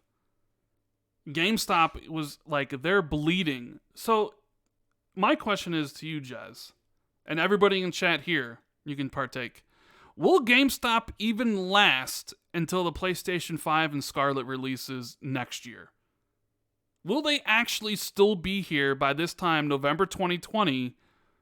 Or will just the company just bleed, and they'll have to go into bankruptcy like Circuit City did? Circuit City? Yeah, What is Circuit that? City was an electronics kind of shop chain, like Best Buy here, that went out of business. So I'm just curious. You see all this stuff going on. They cut half of Game Informer staff. A lot of people losing their jobs at GameStop. I think they're removing they're getting rid of the 10% off used games deal. Will they last until next gen, or is are we watching like Blockbuster just in their last moments of a death thrall before they're completely just gone? I think I personally think GameStop is screwed, and I always thought it's like Game in the UK. Game in the UK has gone bankrupt like at least 2 or 3 times since I was 20. Like, it's just like they're being attacked from all directions. So you've got even if digital games hadn't taken off like they did, they're being attacked by Amazon, who just offers a level of convenience that retail just can never compete with. So it's not just GameStop, sorry. It's every bloody retailer that competes with Amazon. They are getting screwed so hard right now. And the British high streets are dead, man. If you want to take a look at what America will look like in the future, look at the British high street now. British high streets are just dead because they've all been killed by Amazon. Amazon's absolutely just dominated everything. Yeah, and now you couple that with the fact that digital's now over 50%. And also Microsoft sells consoles direct now too, and Sony doesn't need GameSpot to sell its stuff anymore because they can just get it through Amazon. The times have changed, man, and they didn't evolve with the times. Probably too late. Are you as shocked as me that digital is roughly 50% already? I thought it would take a lot longer for people to really embrace digital over physical.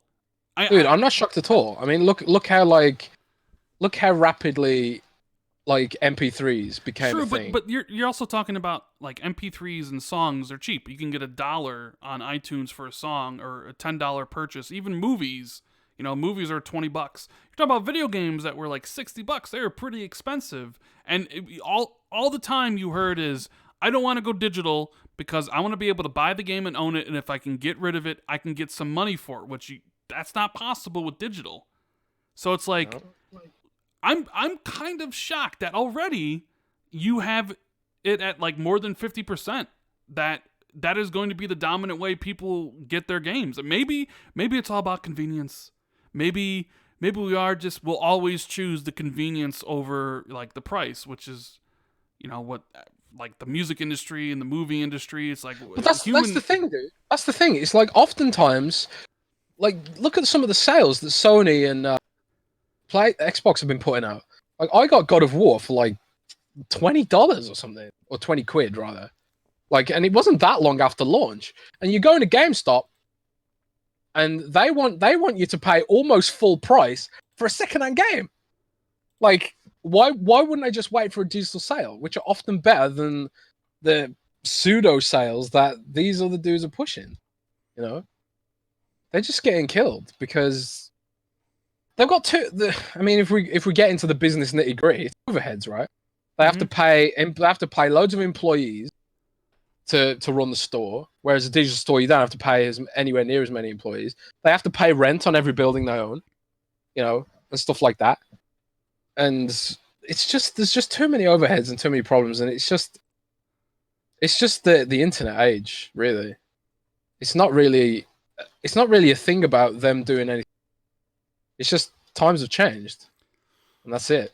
That's it, man. That's it. What do you think about Connect spying on people, jerking off and stuff, listening to it? That was a big thing. Microsoft remember all the people when they had the Connect, they were worried that Microsoft would be listening in, collecting voice data, and they're like, no, we won't. And then it came out that they were listening to Skype calls, and then it came out a couple days ago that Microsoft listened to, or contractors listened to some Connect stuff after a command was spoken. Jazz, what do you think? Should people realize that they really don't have any privacy? That Alexa and these personal assistants and literally everything you own is listening to you all the time? Should anybody be shocked that Microsoft was listening to you through the Connect? I think the issue there is really one of transparency. Like, was Microsoft transparent about, if you put an internet connected microphone in your house, you're pretty much asking for it, and that's why there's a lot of people who just rightfully so didn't trust it. Now, I personally didn't care, and I trust that Microsoft isn't going to misuse any of my voice data because I'm naive, maybe. But it's kind of that's the price. It comes back to convenience. It's the price we pay for convenience. I have an Amazon Echo speaker, which also was screwed lately. For the issue was contractors who weren't Microsoft employees were employed to transcribe random voice data to try and improve the recognition algorithms or something like that. And Microsoft wasn't completely upfront about it. Like when you use Connect, it did come up with a big warning sign saying your voice data will be sent to Microsoft. And it does it on Skype too, and it's in the terms and conditions. So that covered them from a legal perspective. But you could argue from a moral perspective, there was nowhere in the terms of service did it say that a random contractor who wasn't even employed by Microsoft would be potentially listening to what you say. So I think the issue really is of transparency, and we covered the story, and it's kind of you should have known that the data was being uploaded to Microsoft because it's pretty transparent about it. Like when you download Microsoft Edge browser, it says, do you want to send your history to Microsoft? Do you want to send your keystrokes to Microsoft so we can improve our services? And you can opt in or opt out and stuff like that. And these services won't get better without voice recognition data being interpreted by humans. They just won't. It's unrealistic to expect they will. So all you can do really, if you don't want to have your privacy screwed around with, is not buy into these services. Don't buy an Amazon Echo. Don't use the Google dialer on your Android phone, because you can bet your ass Google's listening to what you say on the dialer and stuff. It's just the age we live in, The age we live in, huh? That's an interesting way of putting it. I mean, yeah, people accept all these devices into their home that they know it's listening to. Like when I got my Connect, I immediately disconnected it right away. And Enaminapio in Super Chat says playing online multiplayer chat is the same.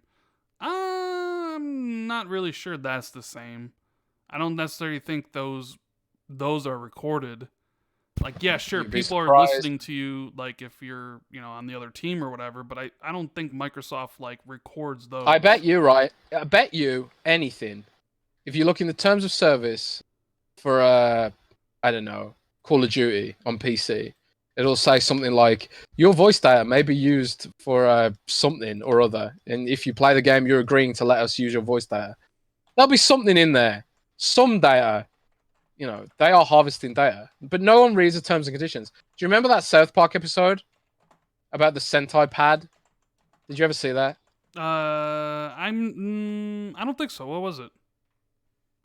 Okay, well, basically, it's actually a really old South Park where they got iPads. It's from when the iPad was pretty new, and basically, like no one reads the terms and conditions, and I think like basically Kyle ends up having his life owned by Apple, and they were like, well, it's in the terms and conditions, but didn't you read them? You know, it's just sort of a send up of that whole culture of nobody reads the terms and conditions. Have you ever read terms and Nope, conditions? I've never read terms and conditions once. Has anyone in chat ever read terms and conditions? No, True. nobody Be is honest. in here has read the terms and conditions for what they just literally go to accept because they want to like play or they want to use their thing. And I'm pretty sure some of that stuff's already proven not to hold up in a court of law, especially in Europe, right? Oh yeah, in Europe, Europe's got really strong privacy laws, but it's So kind of like I don't know, and it sucks, but it's kind of like, what did you think was gonna happen? You know? But all we can do is call Microsoft out on it for being this. Microsoft always tries to tout itself as this ethical company and all that sort of stuff, but at the same time, Microsoft is facilitating military, the military killing people and stuff like that, and they ain't as moral as I like to think they are. So it is what it is. yeah, it is what it is. So moving on, it's interesting that we talked a little bit about Xbox exclusives staying on Xbox, even though Microsoft then came out and say we want Game Pass everywhere. But PlayStation, along with the announcement that they bought Insomniac, they also talked about how they might lean on PC more in the future for multiplayer games that Sony would make from their own worldwide studios. That, yeah, supporting PlayStation is non negotiable, but they might have to tap into the broader market on the PC. And just the other day, when he said that, something it was like Ready Set Heroes, I think. I'm not sure the name of the game, but it's already up for pre-order on Epic Game Store. It's a game that Sony publishes. It's not out yet. It's going to be on PlayStation. So already, like Sony is, they're basically saying that we make multiplayer games in the future. It's probably going to come out on PC. Now, I honestly think 6 months after Death Stranding comes out, or probably a year, that game will be on PC and it'll be Epic Game Store. But it's interesting, you don't see a lot of people throwing any shade to Sony over only releasing that game on the Epic Game Store. It's kind of like the console war coming to PC to a certain extent. Microsoft is clearly backed in with Steam. Gears is on Steam, and they've said like their future games will be on Steam. And it seems like Sony, at least from this one, and some of the other ones like Detroit Become Human, is also on Epic Game Store. It's like, it looks like Sony wants that 88%, and I wonder if Epic is also sliding some money underneath the table a little bit.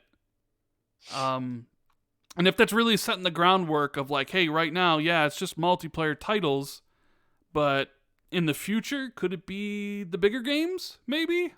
I think the truth of the matter is there's just not a lot of crossover between PC and like there are PC gamers out there they'll just never buy a console.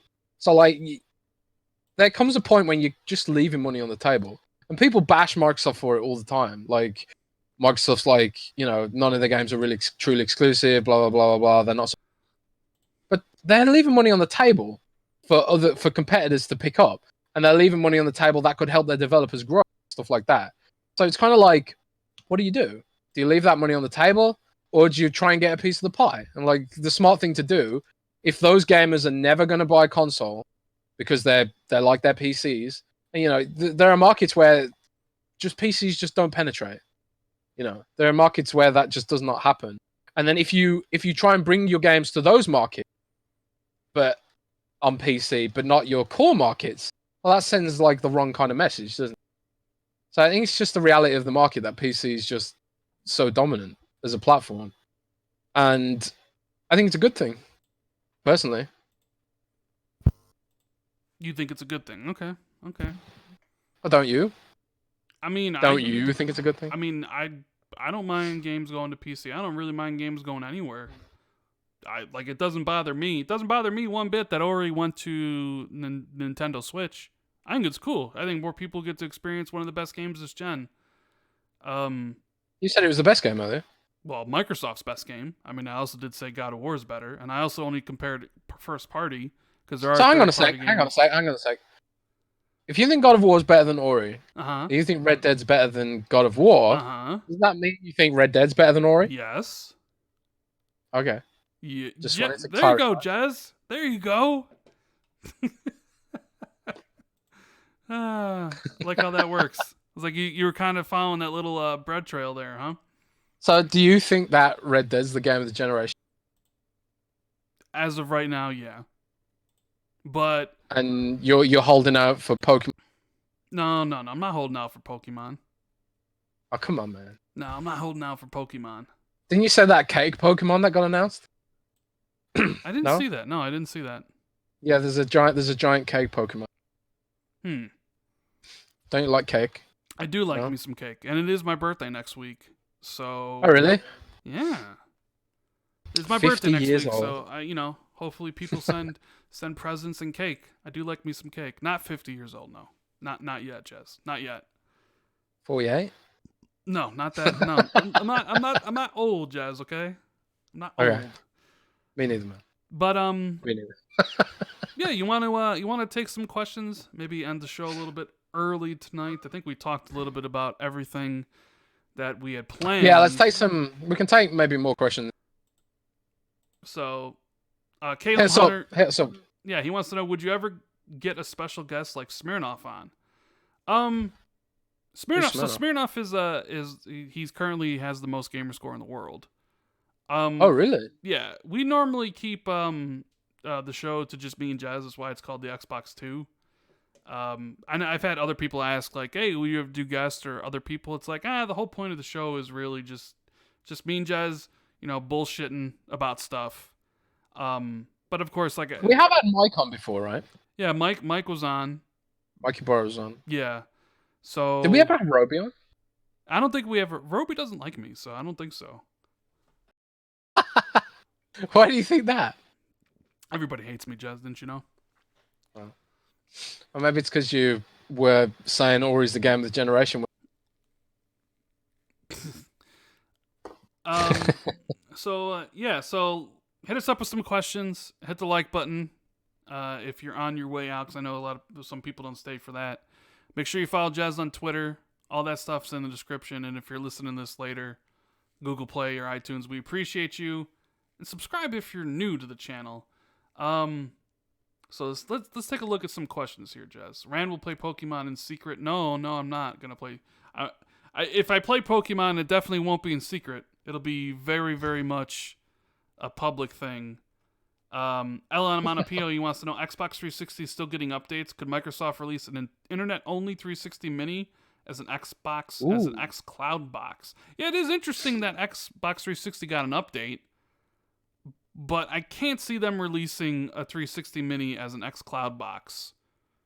Did they say what the update for the 360 was, Jez? Nope. It's just like a small little tweak or something. The thing is, right, the backwards compatibility emulator is actually just the full Xbox 360 operating system squished down and then running on an Xbox. So there's a chance that updating the 360 OS might have had something to do with backwards compatibility, maybe. Like maybe they made the backwards compatibility emulator even better than the 360 OS, and they just thought, why not backport it? Since there's still millions of people on 360, believe it or not. So I don't know. I don't think you can read too much into that. It's but like maybe one day we'll get a 360 Mini. Would you like that, Rand? All these mini consoles. I previewed the Sega Genesis Mini recently, or Sega Mega Drive if you're from Europe. Did you? Yes, I did. I'm reviewing it actually. It's something. It's really something. Very cute. So 9 Lives wants to know, hey, get Phil Spencer on. As much as we would love to get Phil Spencer on here, I doubt he would ever come on here. Yeah, we're not cool enough, Phil. Yeah, we're not big enough to get Phil Spencer on here. Let's see. Top 10 games ever, the Mr. Pyro wants to know. I'd have to think that through. Like, ever. I mean, Final Fantasy VII would be one. Halo 2 would be one.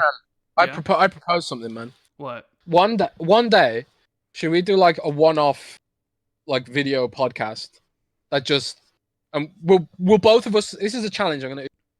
Both of us go away. We'll come up with our top 10 games of all time, and then we'll make a special, like a podcast special, where we talk about our top 10 games. Yeah, we if could people do are that. interested in that. Yeah, we could do that. Because we had our 100th podcast last week. Yes, we So did. I feel like we should have some kind of special. I feel like. Yeah, we should. Yeah, that's a good idea. We'll think about that and we'll get that done. Nix1904 wants to know, Rand, what are your thoughts on Sony doing a favor to Xbox for allowing crossplay on PUBG? Well, I don't really think it's a favor to Xbox. It's more, Bluehole, I believe. It's more them letting, like, because you also think like I can actually see it being a favor to Xbox because, like, PUBG is a game which requires dozens of players to start a match, right? And if if there's less players, that means longer queue times, right? But has PUBG been struggling with that at all on Xbox yet, or no? I'm not sure. I mean, sometimes like some of the games are full, and then sometimes they're not. I don't know if that's usually right after an update. But to say it's a favor to Xbox, I think is mischaracterization. I think it's just a developer that works with Sony implemented something, and Sony's letting them do it. Is it a favor to Xbox that they're doing it for Call of Duty and for Fortnite? I don't think it's a favor to Xbox. I think it's more just like maybe a favor to the developer for getting it done. I mean, it does help Xbox, but really it's like they're probably just looking at helping the developer and the community that those games are trying to build. Well, it definitely, like, the whole reason Sony didn't want to allow it was because the whole crossplay thing does help Xbox. Because at the end of the day, if you don't need to buy a console to play with your friends, you could buy the console that you want to buy. Like, I remember Blizzard, when Blizzard got rid of because Blizzard had PvE servers and PvP servers where PvP was turned on, and then PvE servers where PvP was turned off. And they said that, like, in their surveys, one of the number one reasons that people rolled on PvP servers was just because their friends had forced them to do it. And they were like, well, if like half the people are only on on that server type because they've been forced to do it, then we wanted to get rid of that server type entirely and just let people choose on the fly. I know it's not a directly comparable scenario, but you have to admit that a lot of people do just pick the console that their friends pick. I know, like, if all of my friends pick PlayStation all of a sudden and like they weren't playing on Xbox anymore, then I would probably switch to PlayStation as well. Right. I mean, obviously Sony feels a little bit different because they're actually doing it, and I think it's more due to just letting developers do their vision. I don't think, if anything, I would think Sony would not do it to spite Xbox. They don't want to help out Xbox. So I think there's something else going on there. It's not a favor to Xbox. Yeah, sure, it helps out Xbox directly by having bigger player pools, but I don't think they're doing it for that reason. Thanaros wants to know, Jez, what are the best hidden gems on Game Pass right now? Oh my god, I'd have to check. That's a good article, a good video. Maybe I'll steal that for a video. I actually have written an article about that. Is Battle Chasers Night War on Game Pass? It is. I haven't played it myself yet, but whenever like other people have said to me like Battle Chasers Night War is such a hidden gem, like, and people that I trust, people in the industry, I think like I'd recommend that purely on the basis of how much I've heard about it. Have you played that, Battle Chasers Night War? It's a pretty cool game. I definitely check it out. Abzu's really cool. I'd have to look at the list of games that are in there. I'm pulling up the list right now, actually. I mean, there's a lot of Tomb Raider, like all the Tomb Raider games, but they're not really hidden gems. Is Moonlighter on Game Pass for console or just PC? I think it's on Game Pass for console. Hollow Knight's amazing, but I'm not really sure if that's a hidden gem. Ruiner's great, yep. Runa was screwed because it came out the same week as Cuphead, which is it's a real shame because Runa was an absolutely great game, but like no one remembers it exists because it came out the same week as Cuphead. So yeah, definitely check out Runa, I would say. Man, there's quite a lot here. I'm looking at the PC list, so I don't know. It all matches up. Superhot's available for PC Game Pass. I don't know if it's available on console. Superhot's a good game if you've not played it. Oh man, there's quite a lot. I'd have to like really look over the list and figure that out. Maybe I'll write an article at some point about it. But yeah, So there's a lot of hidden gems there. Gerald Rivia, he wants to know, Jez, how did you come up with the name Jez?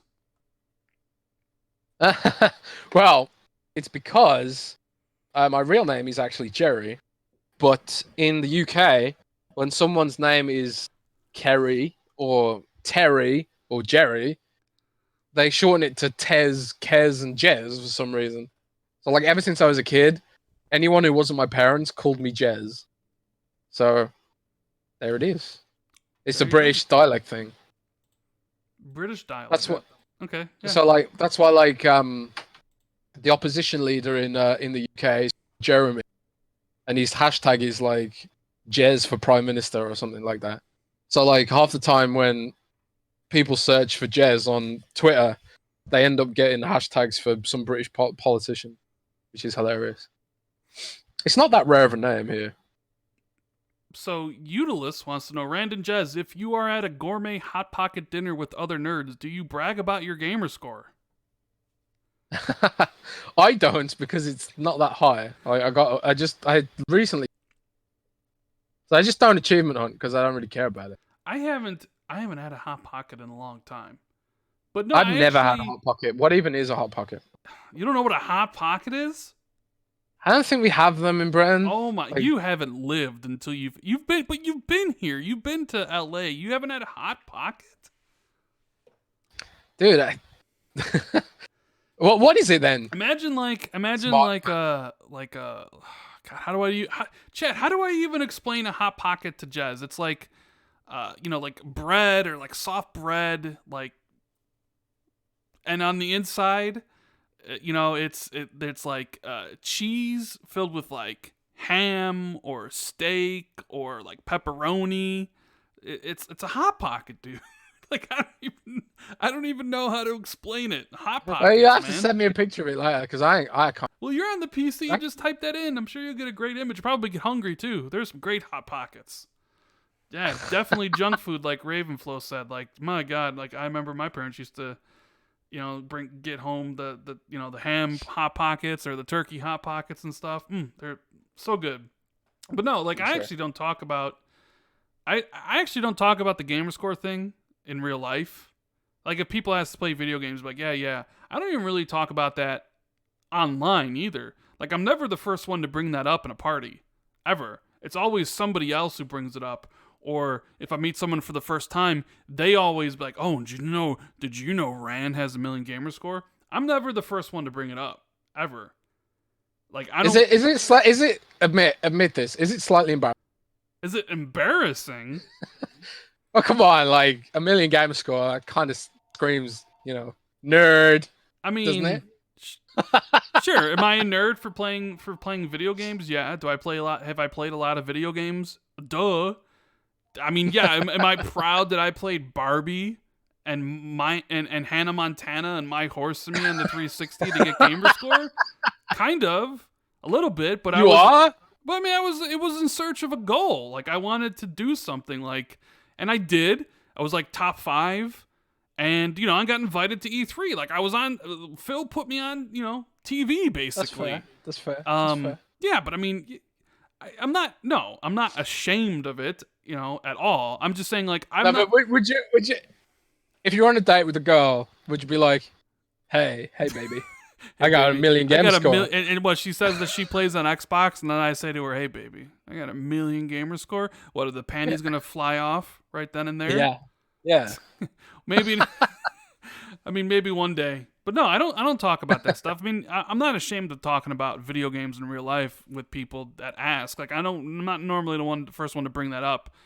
You know, I'll talk about it if people want to know about it, but even online, like, yeah, I don't know, like so there are a lot of people out there that just assume I have this huge ego, that I'm like this big, I won't talk to people, or that like that I'm just like I'm big-headed, but that's not the case. I mean, you can ask any of my friends, I really don't. So like I don't think I'm better than anybody. Like if you have 5,000 gamer score and I have like 1.2 million, does that mean I'm better than you? Of course not. I've never said that at all. You know, so like I don't know. Other people always say that, like when I'm in a party, they'd be like, oh. Like I remember when I first met Phil Spencer, I didn't bring up the fact that I had a million gamer score to Phil. Somebody else brought that up to Phil. Like you know what I mean? So. You know, and I think that's probably a good question to end that off on. So we really appreciate you guys being here. Sorry that my internet apparently is wacky. It was in and out all day, all night. Like I was watching this like Discord thing go from green to yellow to red, and the thing on YouTube was going good health, bad health. So hopefully everything was great. If you enjoyed the show, make sure you hit the like button and subscribe if you're new.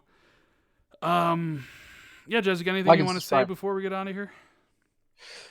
Anything I want to say? Just be kind to each other, because the apocalypse is coming. Good night. The apocalypse is coming. Yeah, so we appreciate everybody live with us, like Gunstar and Almighty Spot and God and Ravenflow and all the super chats and all that stuff. And we appreciate you listening. iTunes, Google Play. Yes, you have something to say? You have something to say? Okay. The Earth is flat. The Earth is flat. There you go. So, yeah, we will be back hopefully next week. 4 weeks in a row for the podcast. Would it be possible? Rand. Make it? No.